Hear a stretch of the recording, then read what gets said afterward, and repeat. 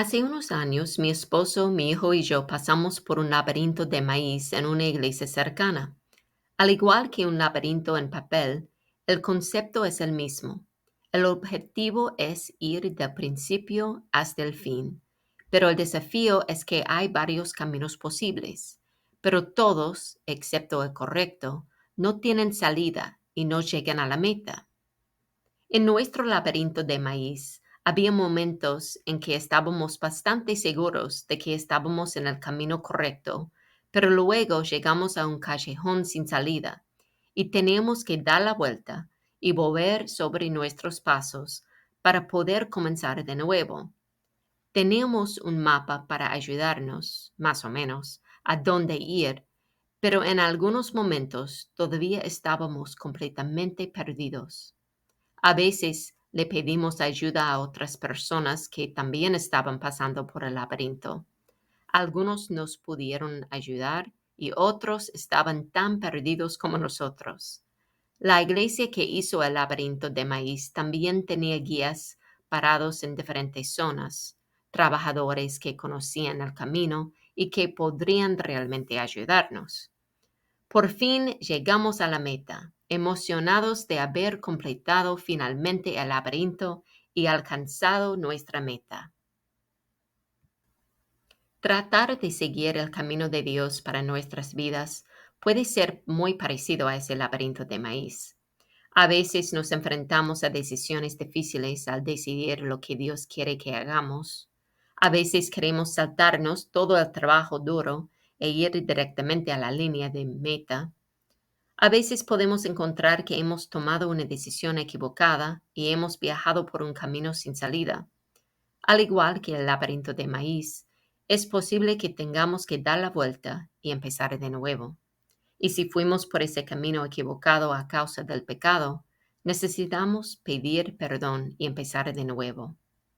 Al igual que la ayuda que ofrecieron los guías en el laberinto de maíz, muchas veces necesitamos ayuda para saber qué camino tomar en la vida. Seguir la voluntad de Dios para nuestras vidas no siempre es fácil, pero Dios quiere ser nuestro guía. Dios dice en Isaías 30:21, ya sea que te desvíes a la derecha o a la izquierda, tus oídos percibirán a tus espaldas una voz que te dirá, este es el camino, síguelo. Dios tiene un plan para ti, incluso cuando las cosas son difíciles o cuando te equivocas. Ese hecho todavía es cierto. Si estamos parados en un punto del laberinto de la vida, donde necesitamos decidir a qué dirección ir, cuál camino tomar, ¿qué hacemos?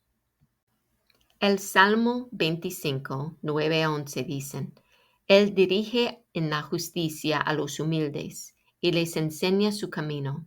Todas las sendas del Señor son amor y verdad para quienes cumplan los mandatos de su pacto. Por amor a tu nombre, Señor, perdona mi gran iniquidad. Este pasaje nos da información útil para ayudarnos a entender cómo ser guiados por Dios. Primero, hay que ser cristiano.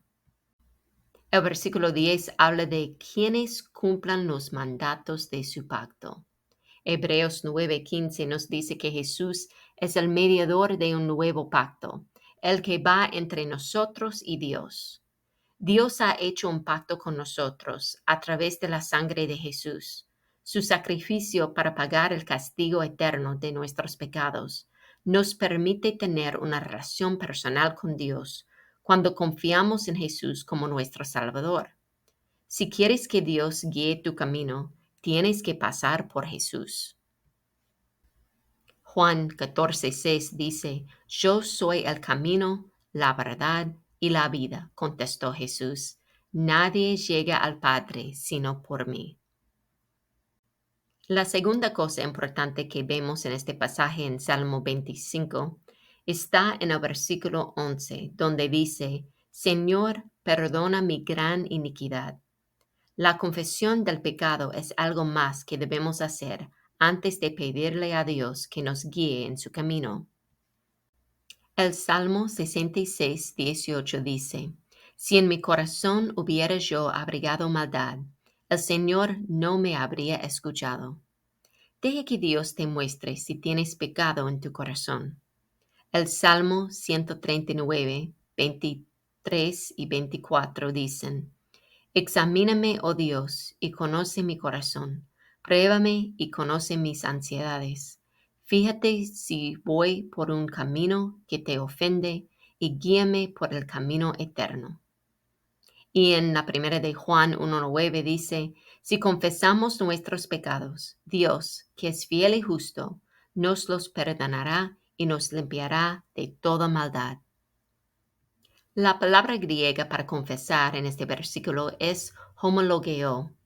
Según el diccionario de Vine, significa literalmente hablar la misma cosa, asentir, estar de acuerdo. Entonces, confesar significa estar de acuerdo con Dios en que lo que hemos hecho es malo. Otra cosa que creo que vemos en este pasaje del Salmo 25 que debemos hacer para ser guiados por Dios es preparar nuestro corazón para escuchar, por ser humilde. Mire en el versículo 9, ¿quién dice que Dios guía? Él dirige en la justicia a los humildes.